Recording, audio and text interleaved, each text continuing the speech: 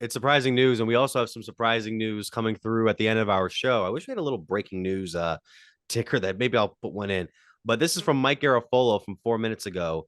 The Raiders are closing in on a deal for quarterback Jimmy Garoppolo, sources say. After 6 seasons and a Super Bowl appearance with the Niners, Jimmy G is headed on his way to Vegas, the site of this season's Super Bowl. So I knew it. I knew that was going to have an effect, that Jarrett Stidham signing to the Broncos.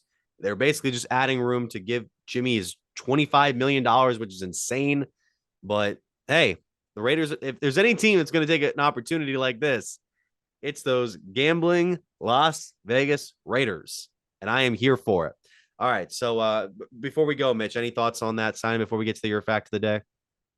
I think it makes sense. Like we had mentioned earlier on the show, I believe segment 2, it ultimately them letting Stidham go really opened the door. And if they weren't going to get Jimmy G, I think it was probably going to be Baker, maybe Jacoby, because we know those 3 quarterbacks went to start, but it just made the most sense. Now he's back with a coordinator and, obviously head coach and Josh McDaniels that he was with the beginning of his career in New England.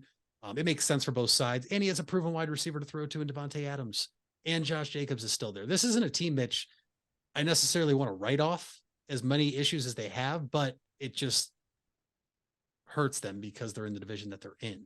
So we'll have to wait and see how it plays out. But hey, Jimmy G got paid. The Raiders got their quarterback moving forward, at least for the next season. We'll have to see how it plays out. I'm intrigued.